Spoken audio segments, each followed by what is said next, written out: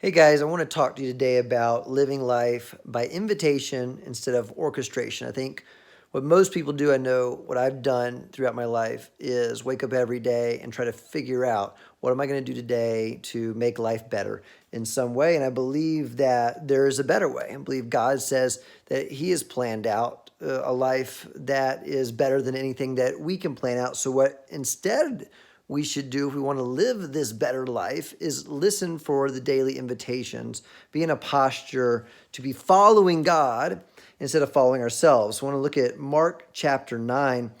The first part of the chapter is the Transfiguration. So Jesus, it says in verse 2, took Peter, James, and John and led them up to a high mountain to be alone. So this is, we don't know exactly what Jesus already knew. But I think we assume that we know that Jesus knew he was going to meet with Moses and Elijah and hear from his father. But it doesn't say that. It says to be alone. And it says, as the men watched, Jesus' appearance was transformed. So we don't know how long they stayed on that mountain and were alone up to the point that Jesus' clothes were transformed or his appearance was transformed. But at some point, it says, clothes became dazzling white. And then Elijah and Moses appeared and they just started talking with Jesus and hanging out. I'm putting out there that Jesus didn't know all of that was going to happen. Now, I base that on John chapter 5, where the Pharisees are accusing Jesus of working on the Sabbath and saying he's the Son of God and all this. And Jesus replies, John chapter 5, in the teens, verses 15 through 19, somewhere in there, Jesus says, no, it's not me. Like I just do what I see my Father doing. I'm just following my Father. And then it says, I think it's in verse 9, he says, and in fact, my Father is going to show me how to do and show me what to do and how to do even greater things. Essentially saying, I don't know what else my Father has for me. And in fact, when he tells me what to do, invites me to do it, I'm not even going to know how to do it. He's going to show me also how to do it. But I know greater things are coming. I mean, Jesus is saying if I live life by following God, the Father, because remember, this is fully man, fully God, Jesus, right? So he's got to be a model on earth to show us how to live.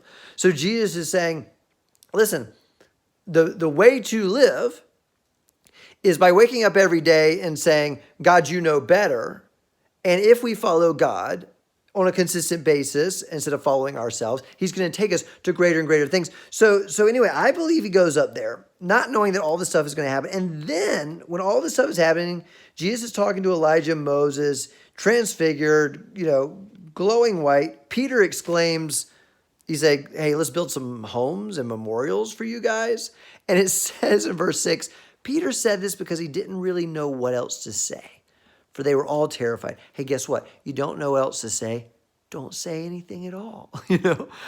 In fact, then God the Father, right in the next verse 7, a cloud overshadows them, and a voice from the cloud says, "This is my dearly loved son, Peter. Listen to him. Be quiet. Listen." And so we've got this thing set up where I believe Jesus, fully man, fully God, modeling for us how to live on earth. Every single moment of every day is going, I don't know what's going on next, right? Because I've got to be fully man here as well. So I don't know what's going to happen next, but the Father does, and it behooves me. It's better for me. The way to live a more and more and more life is to be listening step by step. God, what do you want me to do? Okay, it's time to go up to the mountain to be alone. Okay, let's go up to the mountain to be alone. Let's wait. I don't know what's about to happen, but let's wait. Oh, whoa, transfigured, boom. Elijah and Moses come along. Oh, hey, how you guys doing? And then Peter, who still hasn't learned the best way to live, instead of waiting for the invitation to be brought into the conversation, instead of waiting for the invitation to be invited into doing something there on that mountain other than just watching, which is maybe all he was supposed to do anyway, he speaks up, and it clearly says in verse 6, he speaks up because he doesn't know what else to do. He doesn't know what else to say. And if he doesn't know what to do and he does it, that means he chose to do it instead of listening and God telling him to do it. And in fact, that's when then God goes, no, you haven't yet learned, Peter, the best way to live. It's not just about listen to my son generally. It's good to listen. The Father was saying, and there's the lesson, Peter. When, at any moment, but especially when you get in this place of deep holiness, I think when you get in any place of extremity, right? Whether it's deep pain or this grand glory or whatever it might be, or anywhere in between, you don't know what's best. Listen, the Father says to Jesus, and Jesus models that for us and says he listens to the Father and find out what is best to do. That's the invitation to us to live by invitation, by listening instead of orchestration every day.